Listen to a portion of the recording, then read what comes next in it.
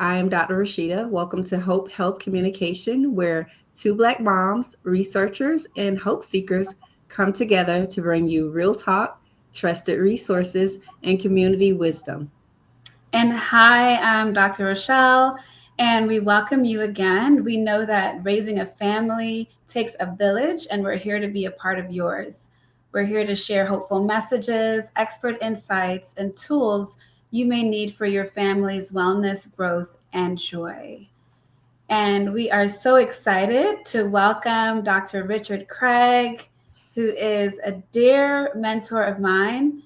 Can't wait to hear his perspectives and thoughts on fatherhood.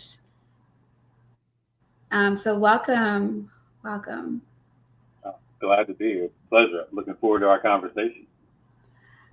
Awesome.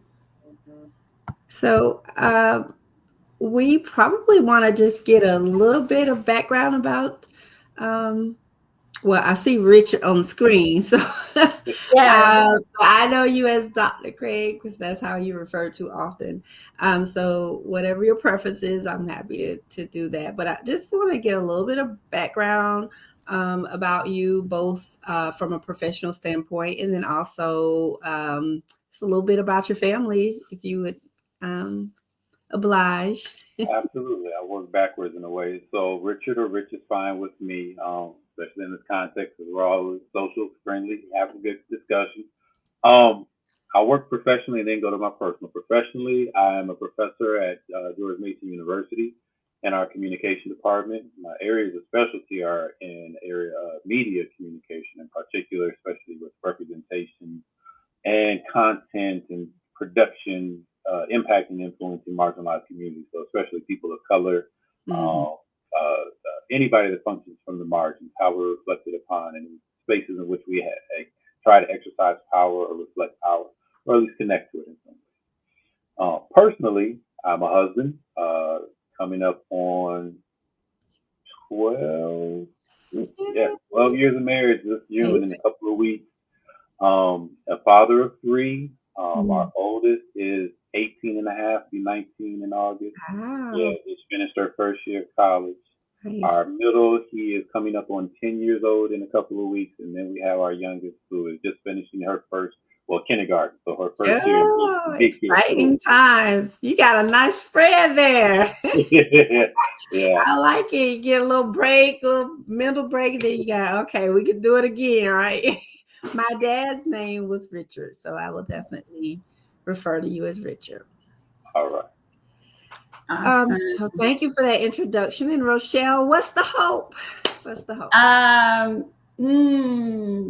didn't prepare this time, but there's the hope when it comes to Black fatherhood. Okay, I think the hope for me is that we get to celebrate Black fatherhood in all of its glory and necessity. Like when I think about Black fathers, I think of them as necessary, like critically necessary Absolutely. for our health and well being as a people, as a family. So, from the micro level to the macro level, I think that Black fathers are so critical. And so, the hope is that we get to celebrate that and strengthen the support of Black fathers in our lives. Ooh, amen. You didn't need to prepare. You came off the dome with that. I Yes, mean, you did. what would you have said if you didn't just do it impromptu? I would just say that to append that a little bit. I want to give a little bit of a story, very brief, but when this was in adulthood, and my cousin, every now and then I go and have her do my hair, and we were talking about growing up, and she said, one of the things I remembered most was she said, I really, because she stayed with, give context, she stayed with my grandmother, and my grandmother had like a communal house, like it was a lot of them that stayed there. And then I lived with both my parents. And she said, Rasheeta, one thing I remembered about your dad in particular is he protected you. Mm, Whatever went on up there, because of different circumstances, no, everyone knew not to bother you because your dad was going to protect you. And boy, that you never know how people perceive things. And to Mhm. me, it was automatic, but because she didn't have that from her dad, Yeah. she Yeah. saw it in mine. And so, anyway, that just kind of brought a little tear. Yeah. I Just love the that. remembrance of him. Yeah, because now when after she told me that, I was like, wow, he was a protector. That was Mhm. one of the things I identified him as, but never really seen that other people saw that as well. So, with that said, we'll jump into some of the conversation around fatherhood and Black fatherhood in particular, because I think Black fathers get a bad rap. I mean, and they're some of the most involved parents that I have, obviously experienced, but also seen externally. And I think they get a bad rap. So we'll start out with asking, like, what are some things that people misunderstand about Black fatherhood, Richard? Well, I Your think to your point, he gets a bad rap, and the idea that black men don't want to be fathers, don't care about being fathers, have no connection to the concept. perspective. Which, and I'll say as a black man that is still developing my understanding of fatherhood. It's an ongoing evolution. Yeah. Um, for me, my experience, that is quite the contrary. And I think back to when I was a youth in high school, and my best friend since high school was just here a few weeks ago, and I reflect on the conversations we were having just Mhm. amongst the two of us, and like, man, do you think about being a dad? And I remember the first time I really put words to the idea, and so I was like, yeah, I got to. Yeah. Because being a heterosexual male, I'm like, if I intend on engaging and interacting with women, there's a likelihood if we're both working properly that there's, Right. there's life that can come from those interactions. And so I need to be thinking about, Mhm. am I going to be a father? Do I care to be a father? What kind of father do I want to be? Trying Mhm. to put some thought and some consciousness to it to some degree. And then I can think about other conversations I've had with other men just in general. I think about, students that I used to work with when I was in student service. Yeah. Young man came in my office and just started chatting with me like, Rich, he was telling me about how he's trying to, interact with his girlfriend at the time and be the Mhm. type of man that he wants to be or aspire to be. But he's got some other guys in his ears. And this is just a masculine thing. It's not just a black man thing, but That's what you right. doing That's tying true. yourself down to this one girl? You need to be out there, that type of talk. And he's like, I'm trying Mhm. not to hear all that. And I was like, but recognizing that there are a lot of young men that are trying to understand themselves and understand where they're trying to go and what that means, when Mhm. they're going to be fathers or how they engage in other people's lives. Because there are young men that are uncles or big brothers that are taking on that role. I have younger siblings, and one of the Mhm. most dear things that one of my younger sisters put in a message to me one day, Father's Day, was that he's been like a father to me most of my life, and I was like you were saying, I Mhm. never knew she had recognized me in that way, but at least trying to Yeah. be that a male role model for her. Absolutely. Absolutely. I think, Rochelle, I'm gonna let you No, jump no, in no. there. Go ahead. Go ahead. Go ahead. No, it just resonates because I think how you might define fatherhood, Mhm. obviously there's biological, whether or not you actually engage and have a child from that interaction. But like you said, it can be defined by others in different ways based on their experience with you, right? You actually may be their sibling or their uncle, or even, like you said, in a mentor capacity, but they could append that fatherhood label on you because you're operating in that role. And I think that's so important because I see that happening a lot, especially in our community, where even if you do have a dad, sometimes you look to other male figures to fill some of those things that you need that maybe your dad hasn't quite figured out, right? Mhm. It's an evolution even in motherhood. So I think we should give fathers some grace too. It's not, a handbook for either one of us. So Right. I mean, maybe there are a couple books out there, but every child is different, It's obviously, different. and every That's right. circumstance is different. So I That's think about it all the time. I say I don't care if it's Dr. Spock or whomever. They may right. have written a book on it, but that book ain't absolute. It's not in concrete. exactly. Absolutely. Exactly. And to your point, Rasheeta, like, I told somebody a few weeks ago, I recognize, like, not only my personal development, but my professional development as well is greatly attributed to every man in my life that I've held as part of the foundation of me. Mm. My father was a telephone repair service person for the vast majority of my youth and adult life. My grandfather used to be in the military, and he dealt with the media deployment, so like cables and everything that the government used. So he was way ahead of the coax and the fiber optics that we started using. My Mm. uncle was for a time a party DJ, so, and I did some of that when I was in undergrad. My Mhm. other uncle on my mother's side sold radio ads, and that's part of my Look background at is all that working in radio. communications in there. Oh, That's what I wow. said. Every man that I'm connected to as part of my foundation is who I am professionally, but let alone personally. And to your point, I had my father in my life. My parents were Mhm. separated, but I still knew who my father was, engaged with him on a regular basis and occasions, and understand who he was in the development of him and who he used to Mhm. be. Yeah. But I still had all these other men that were fundamental in me understanding masculinity and fatherhood that were important. Mhm. And so it's like to your point, it's not just the one. There's also usually a society or a network at play that we Mhm. don't recognize.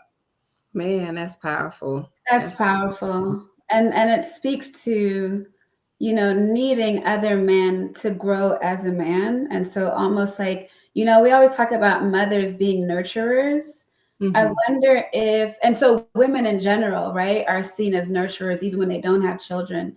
I wonder if men also have a sense of, is there a characteristic that people expect of you that is traditionally considered for fathers, but like how would you define what fatherly is, right? Because when we talk about what motherly is, we think about someone who's nurturing, someone who's considerate, but when it comes to fatherly, do we think of this person as protective, as someone that provides? Like, what are the things that when you said to that person said to you, you've been like a father figure to me, what is it that they meant when it comes to like what are the attributes of fatherhood? Mhm. Yeah, I don't think I've actually really thought about that before, but I think listening and hearing you kind of put it, vocalize it, and make me think about it. Definitely protecting and providing are at that top two. Because I often say to my kids, if we're getting into the car or something, I'm buckling them up. I'm like, what is daddy's primary responsibility, or one of daddy's primary responsibilities? To keep you protected. So I'm gonna do that in every way, shape, or form I can. Mhm. Definitely as a provider, I was thinking just in terms of like working has been a part of what I know, and that's not because I don't live an extravagant lifestyle. I'm not trying to live above my means, but I'm Mhm. actually trying to make sure my family has what they need when they need it, or when we have times of need, that it's Mhm. there, it's safe, pull it out when we need or something of that nature.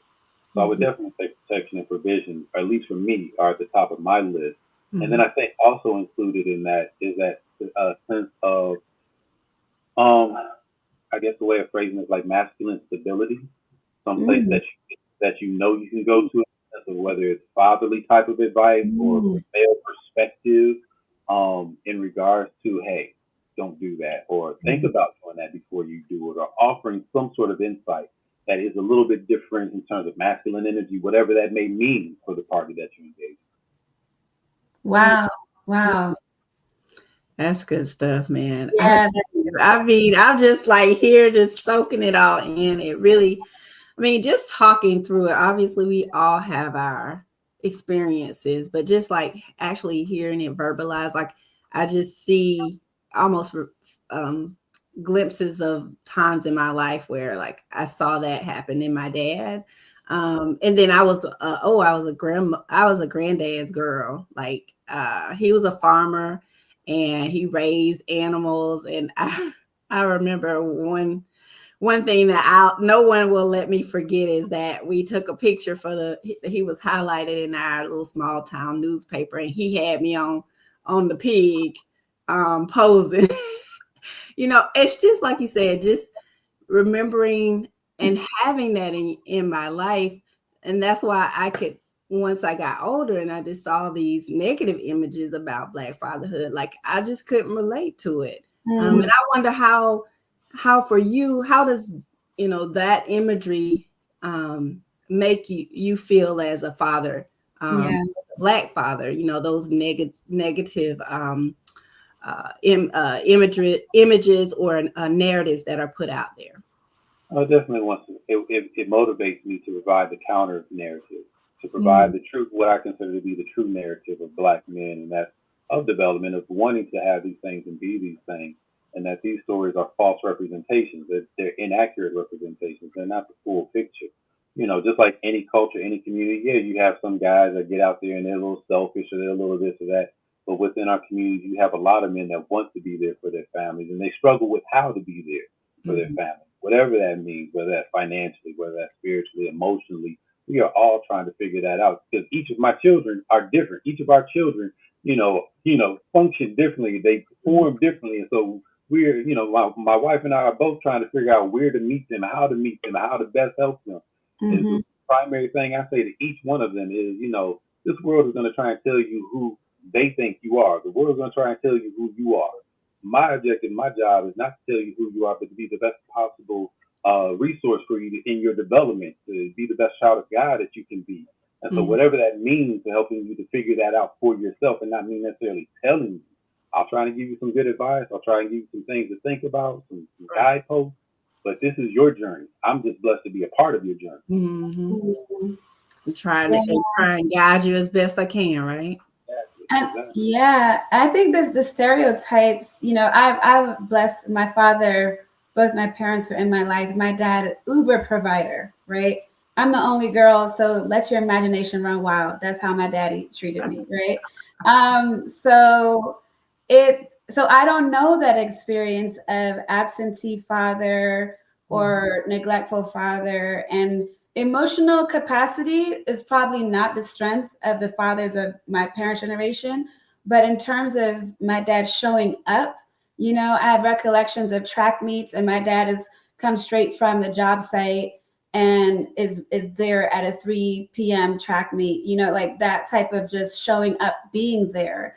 And it's kind of a protector, but it's also this, like, I think dads are probably the biggest cheerleaders. Mm-hmm. Right. And I don't think that people recognize that a lot. But if you think about like kids playing sports and like on the sidelines, you talk about the mom van and like gathering all the troops, but on the sidelines are these dads who are like sub coaches and like, really pushing their children forward. That's when I see dads really shine, right? It's like motivating, coaching children. And what you just described too, Richard, around like telling your kids, like, I'm not going to tell you who you are, but I'm here to guide. I'm here to coach in many ways. That's kind of what I was hearing you say. And that made me think of my dad and his strength is like, yes, he was an Uber provider, but he shines when he's able to give advice. Like he loves when he's able to guide his kids. Like, and now with the grandkids, he loves that role. And it's unfortunate that the stereotypes of Black fatherhood almost dismisses the reality of so many Black fathers who fulfill those sorts of duties that really no one else can fill the way that a father can fill. And, we know the sources of these stereotypes in terms of like history, separation of people from men from their families, and just the sort of generations of that. And even now we have the, prison industrial complex and how that separates a lot of Black men from their families. But what can we do as a community, when we're facing such structural injustice and systems of oppression that want to keep the family separate, right? It wants to keep, but what do we do at an individual level that can promote more of what you've done, more of what my father has done, more of what Rasheeta's father and grandfather have done, right? We're all people that have benefited from the love and support of good fatherhood. But there are still a lot of us in our community who don't, right? And so how do we, without erasing the good fathers and the fathers who are doing their best, how do we support those who grew up with a father who just wasn't there and who unfortunately kind of succumbed to the stereotype? I have two responses. One, immediately as I was listening to you, something that Rasheeta said earlier as well. We have to also remember there's no monolith to this, just in regards to what fatherhood looks like. Because I think about myself and two of my closest people, Black males that I have in my life, and we all each have different experiences in regards to our fathers. My best friend that since high school I was referring to a moment ago, his father was in the house with him. Mine lived 3 states over, but I still connect. Another close, very close personal associate of mine, his father, the man that I know as his father is not his genetic biological father, but Mhm. that is the man that he knows as his father, raised and groomed and helped him get Mhm. through that Yeah. professionally and personally. And so respecting and appreciating that we come in different packages in different ways and just valuing that and just, unfortunately we don't get to really see that until we get to certain points, milestones in our lives, and we start looking back like, Yeah. I should have said I love you and I appreciate that more than what I did. But now Mm. that I have the opportunity, or when I get the opportunity, I'm going to. And that's one of the things that I've noticed a lot more is that more and more black men are getting to a point of saying, I love you, I respect you, I Yeah. appreciate you, Mhm. whether that be to their specific father or grandfathers or even just other black men that they haven't. I have a frat brother, and I've told him, I said, you have a way of reaching out to me when my spirit, when my energy needs it, like be reminded, and Mm. I need that uplift. And he has this knack. I don't know how he does it, but I said, that is your God gift in terms of our connection, and I value you and I appreciate you for it. And so we are in that space of saying, I love you, I respect you, I appreciate you, and things of that nature. So, in part to your question, Rochelle, I think that's a part of it. We have to be able to be willing to. And I'm thankful that I was able to have a grandfather that, as I got later in life and he got a little later in life, I could say, love you, big man. Talk to you tomorrow. Love you too, son. And we get off the phone. And it was it was never any like, why is this boy saying I love you so much? Or why is he Yeah. even saying it at all? And, having black men that we are able to grow to that space where we can express that. And I think that's starting to become more of a common practice for us, Mhm. and a recognition. And I think that also with that too is like this space of this, Rochelle, you know me, I'm just gonna say education. That Mhm. space of at least exploring and discussing and having conversation with people. Because one of my big things is if you're familiar with the whole Willie Lynch letters and Willie Lynch addresses. I've read those years ago, and people have go through the whole debate and argument whether he really existed and whether these speeches were really delivered or given. I always say, whether he existed or not, the formula in here that is laid out to break apart the black family is true and accurate to par. And if Mhm. there's a formula to build or to disintegrate the black family, then there is a formula to build the black family Mhm. back up. And Mhm. we need to tap into that. And I think part of that tapping into that is appreciating the education and understanding of how the black family was torn apart systematically and formulaically Yeah. for the purpose of economics and everything of that nature, so that we can then come to terms within ourselves individually and as a community of how we can reach. Because I think there's a lot of stress and tension between black men and black women about Yeah. what it is to lead the household and have Yeah. boys, things of that nature that become problematic for just husbands and wives, let alone being fathers. Yeah. Yeah. No. Oh, wow. Well, That's powerful. Wait 1 minute. We're gonna add another guest in here to this nice conversation. We're gonna add one more guest in. Hello, hello. You're on mute. There you go. How Hey, are you guys? Adrian, how are you? Welcome. Good, good. Thank you. We're gonna have you introduce yourself really quickly, and then you're gonna jump into this heated conversation we got started, and we want you to join right in. So we'll just have you introduce who you are professionally, and also a little bit about your family. Okay. I am Adrian Chandler. Professionally, I do ESC, work in the ESC field as an exceptional educator. Right now with middle schoolers, 6th and 7th grade. I also do some things in the coaching realm, saying high school ball, junior college, and then also on the circuit. Like this year, we're affiliated with Puma, so on the elite circuit, travel ball circuit. And then community wise, our family has a youth development program by the name of Seven Seas, that we just reaching out, trying to give back and help support our youth to transition as some form of professional, whatever their purpose is, help them find it. Um, we've been doing that for going on about 14 years now with the community development piece. Educationally, I've been teaching now, 12 years this year. So wow. Wow. Well, Okay. And welcome. That's thank you. amazing. he has one daughter, London, Yeah, and yeah. Family wise, I got my lovely wife. I have one daughter. That's my baby. And then I have several sons. I got an older son, a medium son, and then a younger son.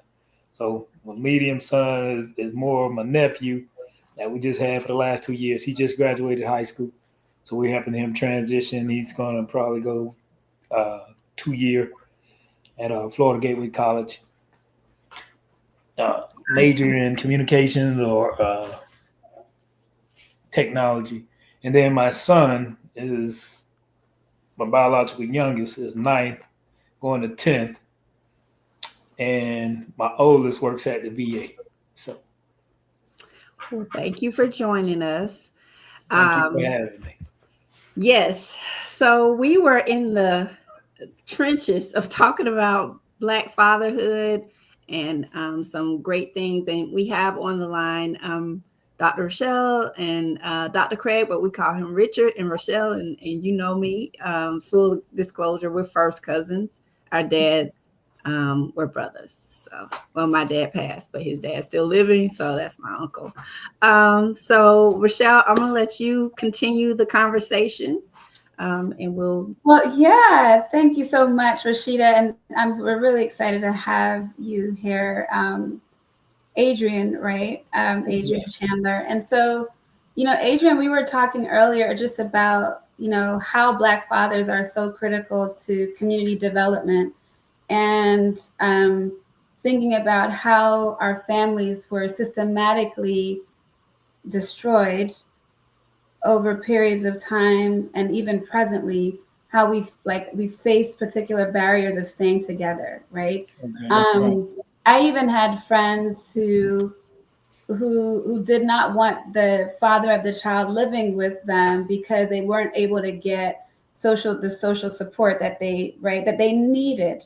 So they Right. economically needed it. With both of them in the house, it still wasn't enough to support the children. And Right. so the father left the house so that they could get more subsidies and government support. And you Wow. just think Okay. about, how economics has influence the ways in which we've created a family structure, or a structure without a father.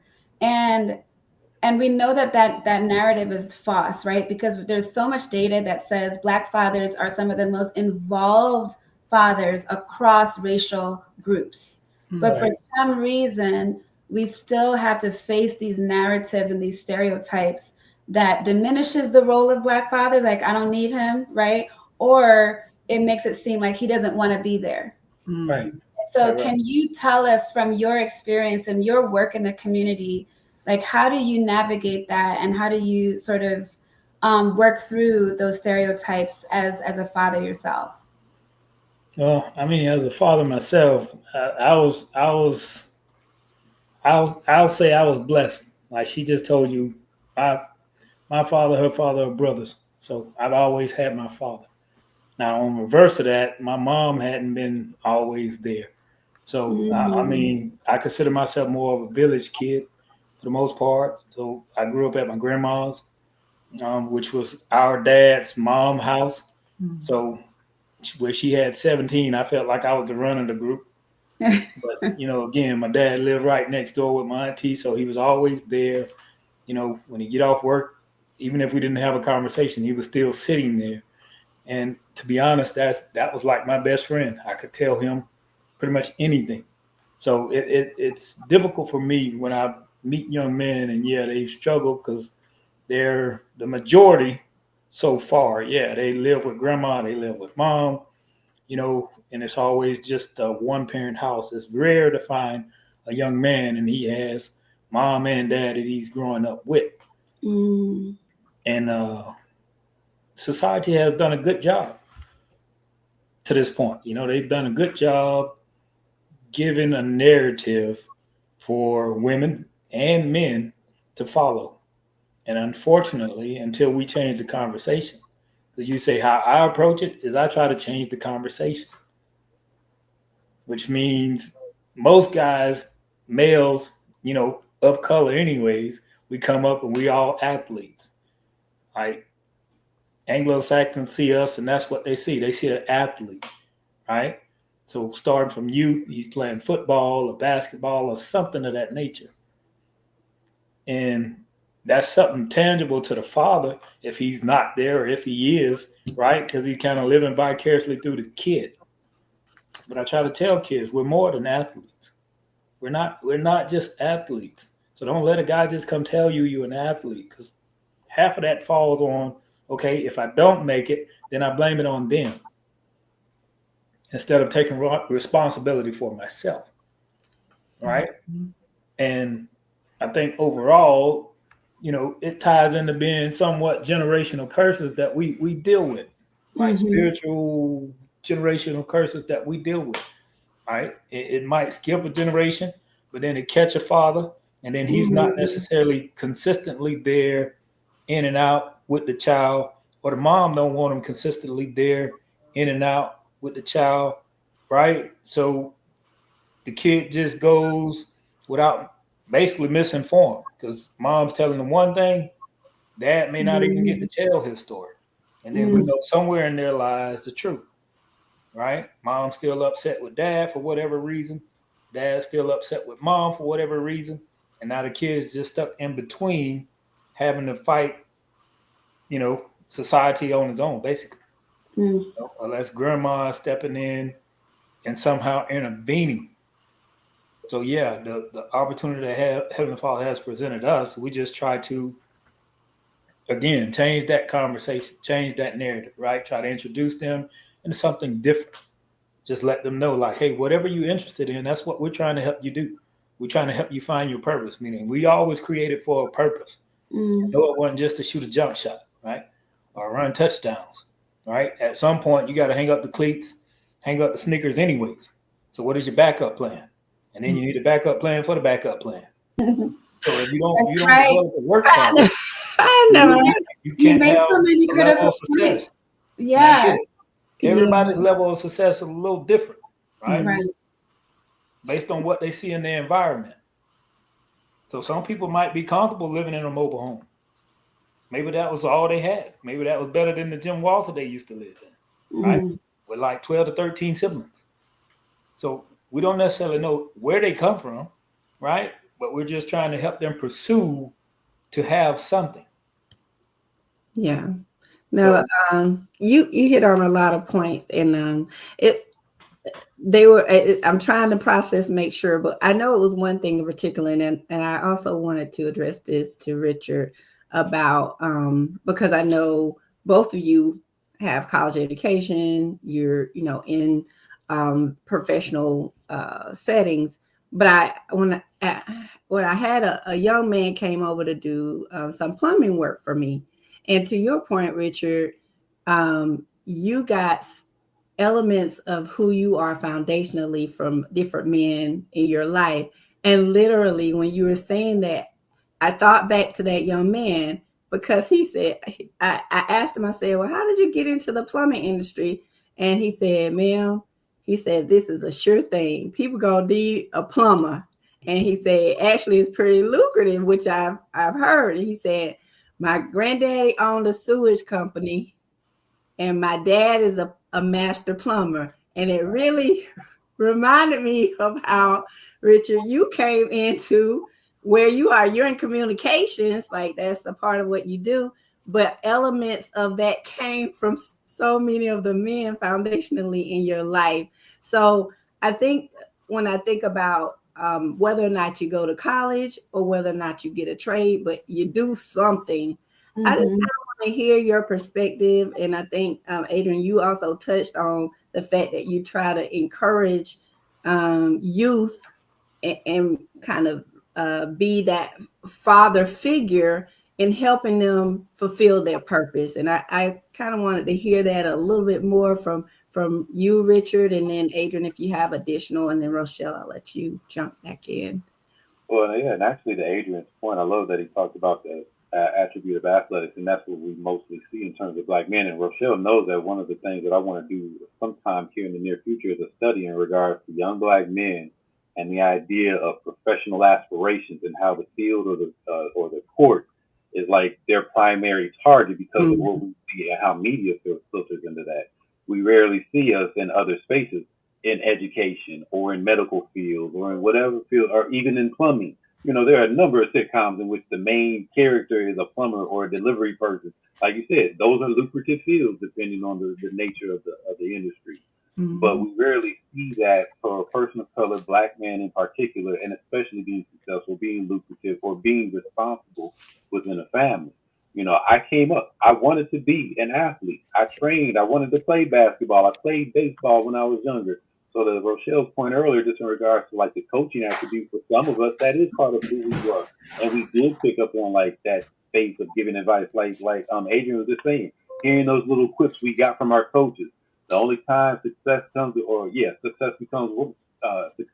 before work is in the dictionary. Things of that nature, those little things that we carry from the men that we come along with. I still to this day remember one of my younger coaches when I was in the youth league always saying, practice doesn't make perfect. Perfect practice makes perfect. I'm like, wait, what? What are you talking about? But it's those types of little things that men were bringing into our experiences that Mhm. carried with us into part of what we're doing, like things that I'm trying to convey to my son who's 10 years old now. Like he's getting in that space. I try to say to my wife, he's in that space now where he's really trying to explore to figure out what he wants to be, what he wants to do. So he's Mhm. doing safety patrol. He's playing soccer. He's looking to play the trombone next year because he's experimenting. But with Mhm. all that experimenting, what I keep trying to convey to him was, regardless of whatever you want to do, it takes commitment to do that. You have to Mhm. commit to practicing. You have to commit to doing the things in the off hours when others aren't doing it. To get Mhm. better at it, to Mhm. improve, and to be your best version of that. And so it's all those little attributes that I think to Rochelle's comment earlier about the coaching and cheering on, it looks different. That's why I've always hated that nurture Mhm. versus nature type of thing for men and women. I'm like, I'm a nurturer too. My nurturing will look Mhm. different than what my wife's nurturing looks. Mhm. I'm still trying to nurture that young man or that young woman to be their best self, which is the same Mhm. thing she's trying to accomplish. It just may look different. So Absolutely. now, to that point about sports, I won't call the person's name, but I remember one of my cousins. Every year he would go out for football, and my uncle used to say, "Why are you going on them people field? Cause you know you gonna quit." And every year he's like, "Why you getting them people equipment?" And every year he would quit, and it has, and it actually, I didn't see it at the time. We just thought it was a joke, but it carried on in his life. And so when you say the father figures or your father or grandfather in your family was like, no, you gonna see this through. You Yep. gonna finish it, even if you don't play next year. You gonna finish the season, and I see how important that is because honestly, I saw, he's still, doing whatever he's doing, but he's just that inconsistency, not following through. And you see it early on. And if you don't correct it, it can be a part of that person's life as they try to pursue other things. So when you say that, Yeah. it brought back to my memory. Yep. I wonder, as we look towards towards the end of the conversation, what support do you need as a Black father?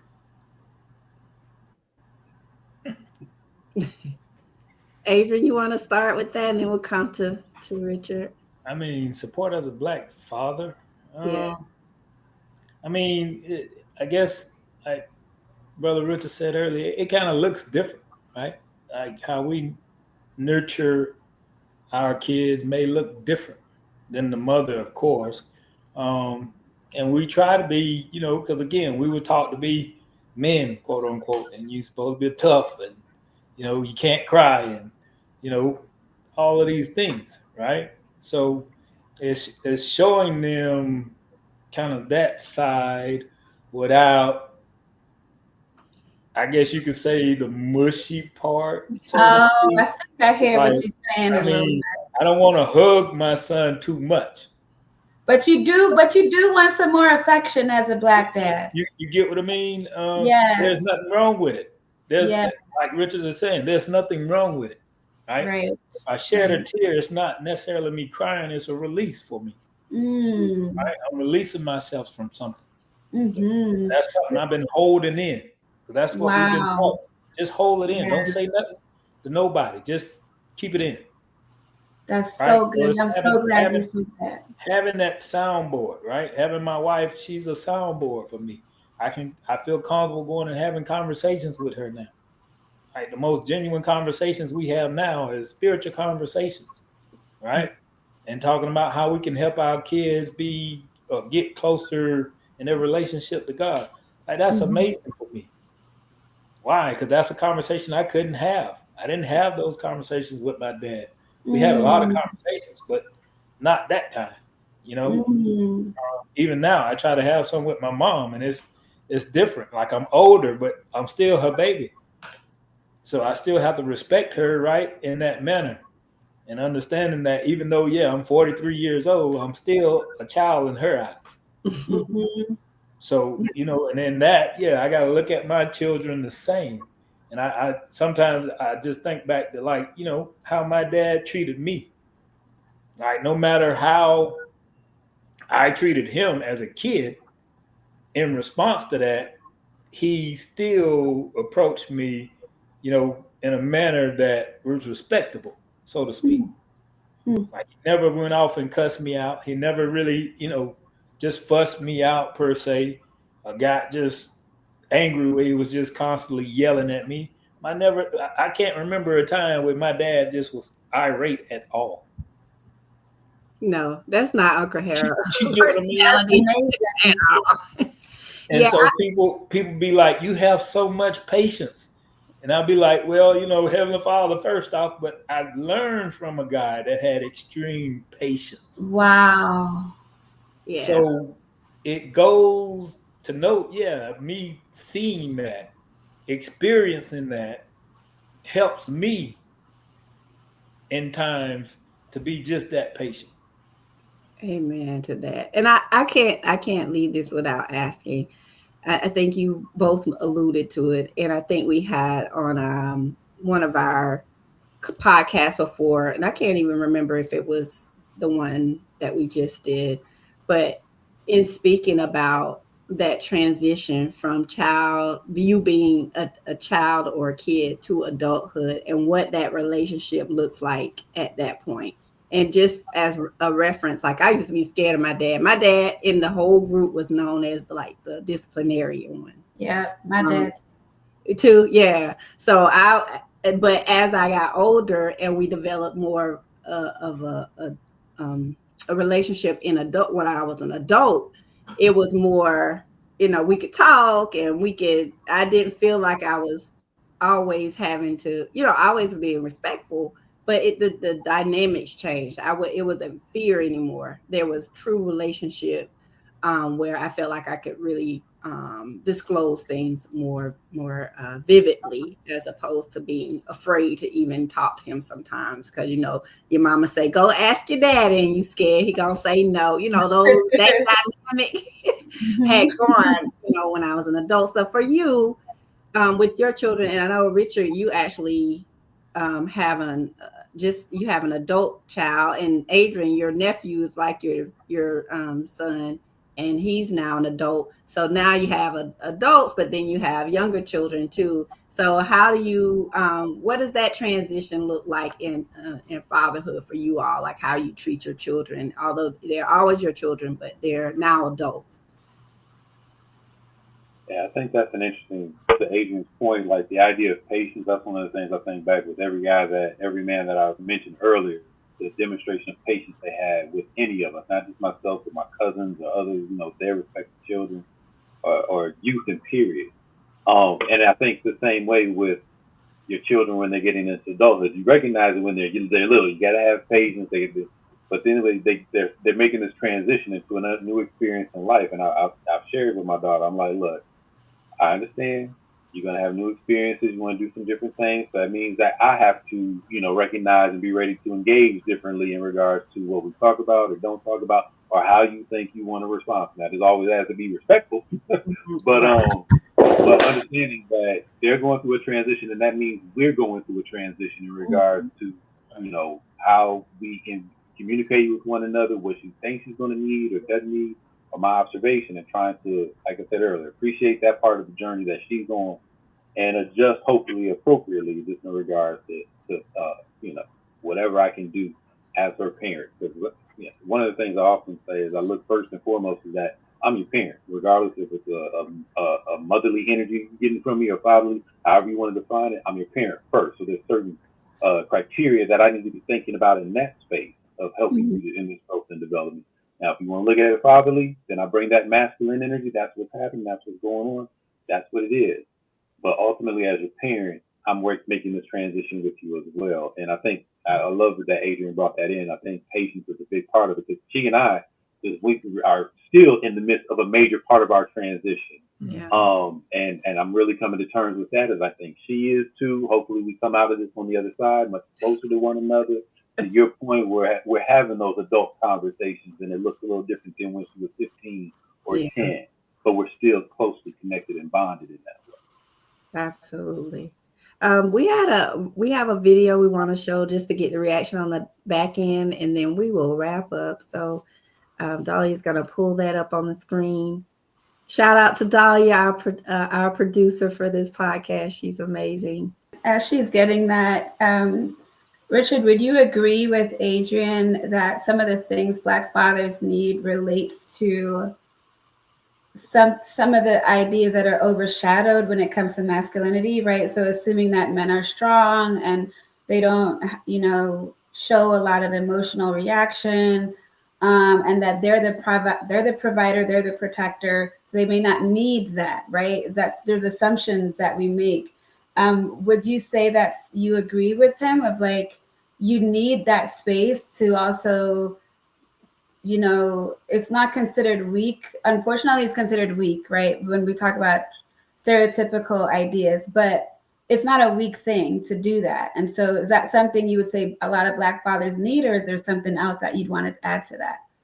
No, I would definitely confirm that or just like agree with it in the sense that some of the things we see as being mushy or overly feminine. Like I still give my son a kiss on his head, like at the start of the day or something like that, as he's walking by, just like love you, son, or something. It's not, I might masculine it up a little bit, give him a little headlock when I do it. But the thing that I would do with my daughter because of my child. You're right, exactly. I feel like give them some form of affection to demonstrate, like I may ball you out sometimes, or I know I get on your nerves. I see you do this, do that, but I still love you and give you that affection the same way I do with your sister. And there are occasional times he comes through and he'll give me a hug just like randomly or something, and that's to me that affirmation that he knows I love him, I'm there for him. I may have to be stern at times, I may have to be this, but I'm always going to be a space of support for you. And then I also would add that when I was listening to Adrian, one of the things that came to mind is like, that network of men that I was alluding to earlier, and I talked about me and my best friend, and we were just conferring like notes on being fathers and things, what our children, because he's got children that are all adult at this point. I think he's got some that are in high school, so they're like on that transition on coming out of the house soon. So we're just comparing notes and just laughing at the things that we have in common, but at the same time the space where others aren't quite understanding or recognizing or getting it, but we get it and recognize like we're not aliens. We're not, so some anomaly like this out there, like this don't make no sense. He's just off in his own world. But there are other Black fathers, there are other fathers, period, that get it and trying to live through this experience and grow through it all. So I think that network is important as well. Yeah, I think that's critical. You've said that from the beginning of the podcast, having these other men in your lives. And I think about me as a mom, like I need other moms in my life, and to share ideas, but also to share frustrations and safe spaces where you just feel like you don't know what you're doing, or even to share our joys, right? But a lot of times people tend not to share the struggle. We're happy to share the picture once we're all smiling, but nobody talks about how long it took for us to smile in the same shot, right? But having people that are safe enough around you, fathers need that too. And I wonder if men find it, is it challenging or difficult to cultivate those relationships with other men?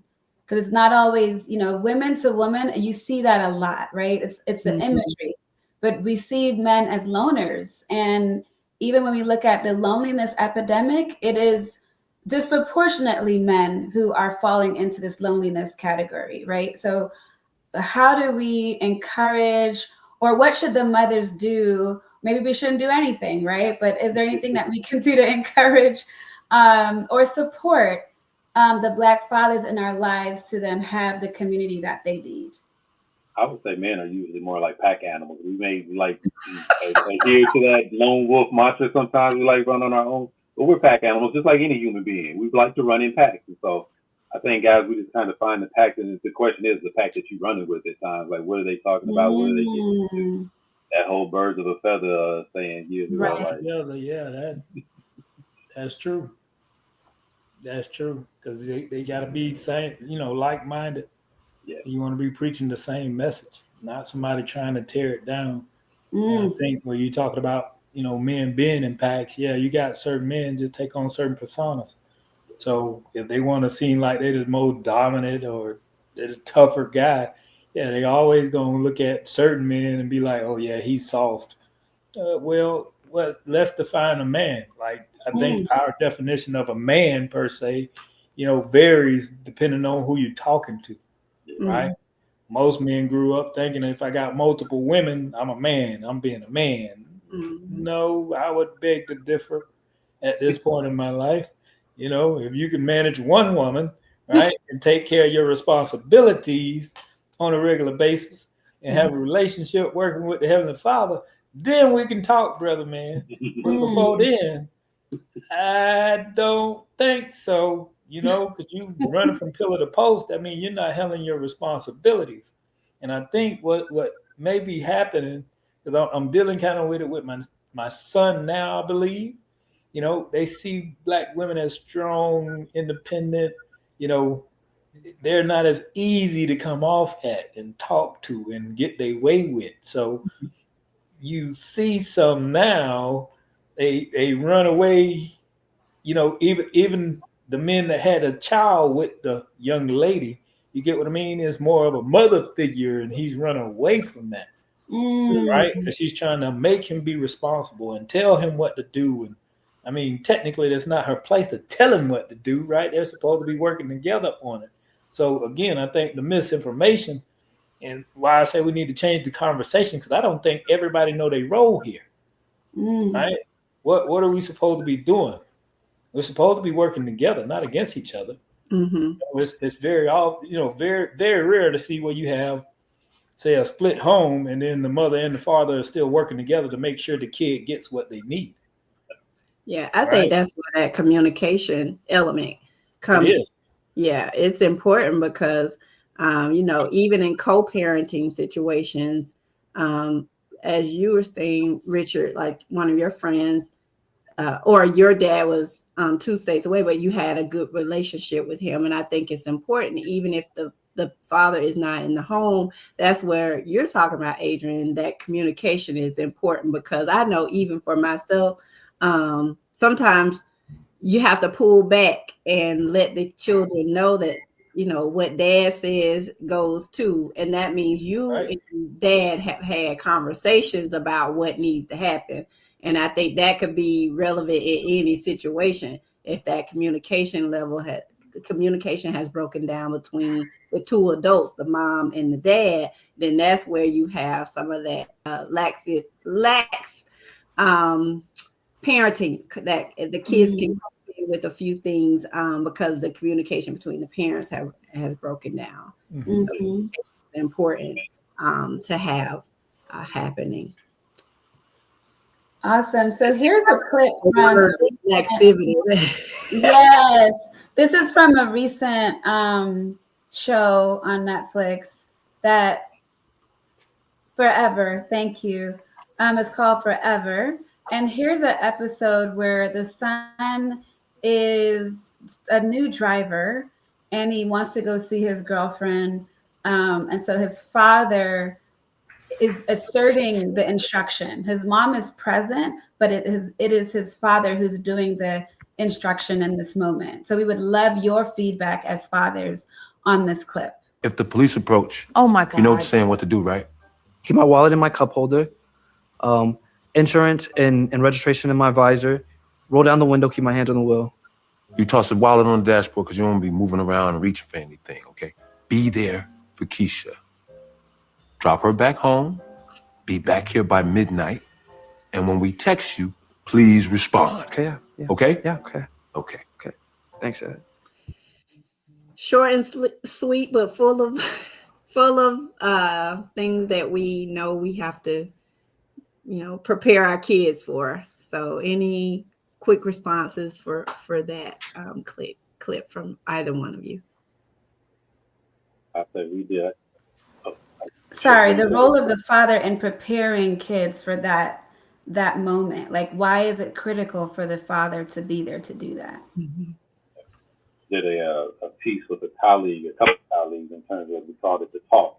Basically, the talk we had with our kids, and that was in particular with interacting with the police. But to your point, and I was just talking with somebody recently. We were doing another one where recognizing the talk comes in different forms and different topics. So part of that talk was combined. Talk with the police, get pulled over by the police, and then also with interacting with this young woman. You take her home, you drop her home. We text our oldest, like I said, she just went on a date when she was out here visiting with us because she was getting ready to transfer. So I'm like, all right, I need to be prepared for this. I didn't give her a full hardcore talk because she's not in the household with me all the time. So I'm like, gotta work you into this, but I need you to understand. You're going out. Do you got money? Do you have this? I'm going to text you. What I need you to do is respond. I sent her a couple of texts and she didn't respond to one or two. It's like, okay, I'm going to take this as if you're actually watching the movie right now and you got your phone on silent. So as soon as this movie ends, I'm going to need you to reply back ASAP. And I think she hit me back like it is within an hour or so. So she got the idea. So I'm like, Right. You don't come get me. And not come get her, come and get her and him. Right. Exactly. I'm being real.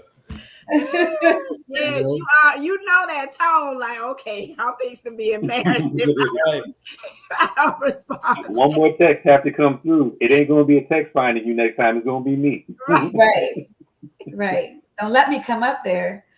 When it comes to the dad to the son, or the dad, right, to the young man that you're raising, what are the things that you want him to understand when it comes to the stereotypes, but also just interacting with law enforcement as a father? How does your protection, your nurturing, how does that show up when you have those discussions with the young men in your life, Adrian?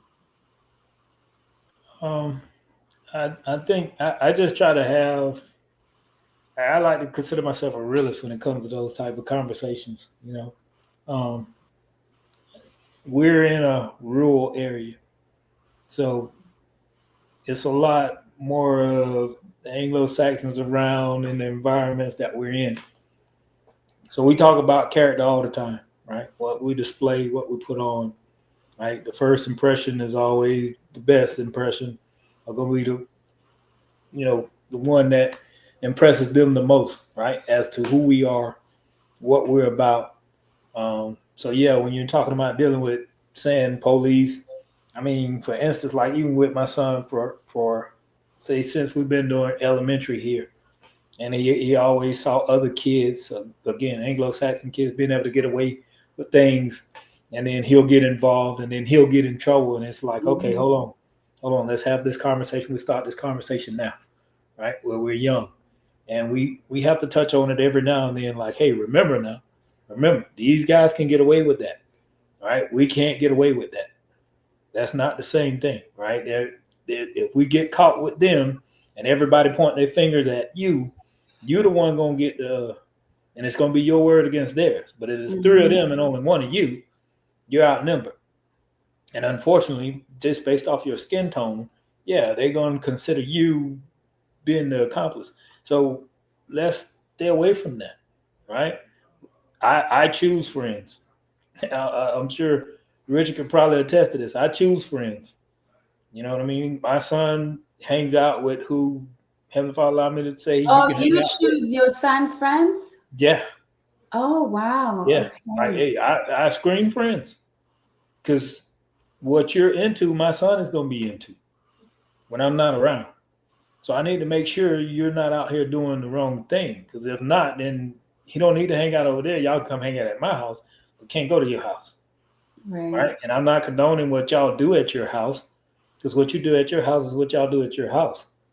But if my son is gonna hang out, yeah, I'll make sure we're doing the right things. We're not doing something we're not supposed to, and then I'm finding out later in a situation that we can't control because you guys done tapped into something you can't get yourself out of.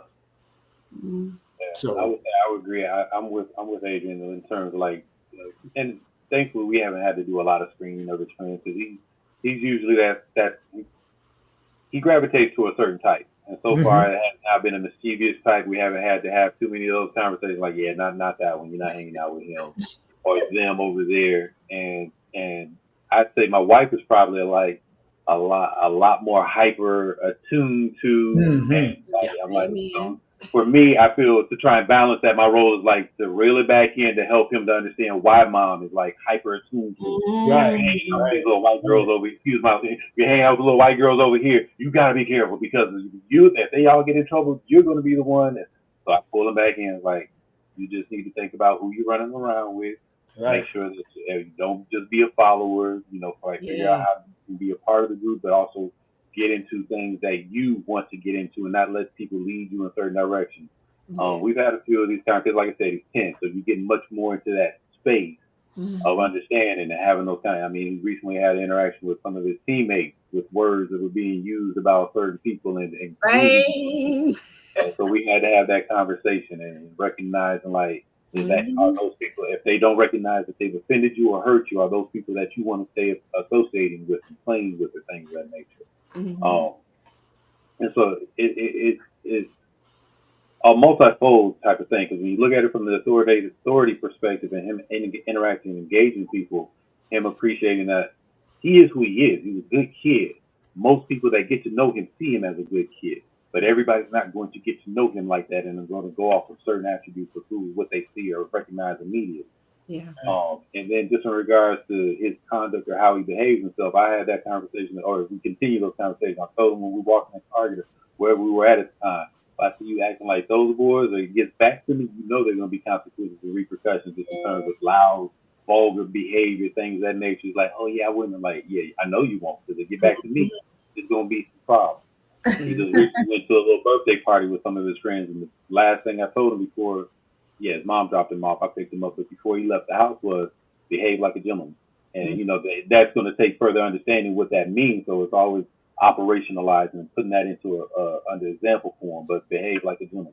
Yeah. When we pick you up, if I pick you up, I need to understand that you. And so when I picked him up, I asked him, I said, did you behave like a gentleman? Were you gentlemanly?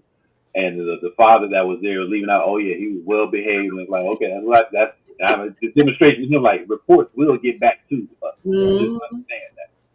Amen to that. Well, we could talk to y'all all day long. All day. There's so many things. Yeah. So many things. I really honestly hope that we can have a part 2, because I have other questions, but I want to be thoughtful of everyone's time. But we would love to have a part 2 about this. Like you said, I think fatherhood as motherhood is ever evolving. And there's so many points of conversation we could really talk about. And I think many would be interested in, because I'm sure they could relate to it in some way, shape, or form as well. So we would love to invite you guys back at some point. We will be reaching out for sure.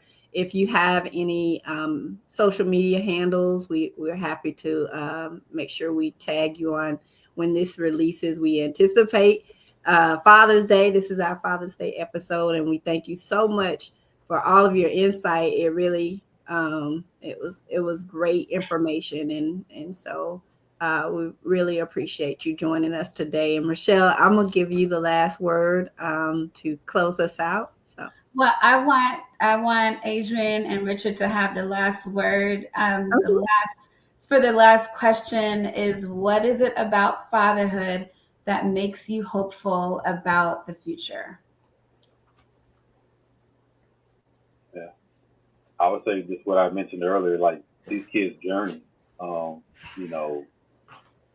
Every experience, different experiences with them just give you the insight, like, oh man, they're getting it. They're getting this, or they're picking up on certain things that you think they may be missing, but then you see them in some sort of area of growth or development. Like, all right, all right, something's working, something in there is clicking, and you just feel good and hopeful and prayerful about where they're going in this journey and their development.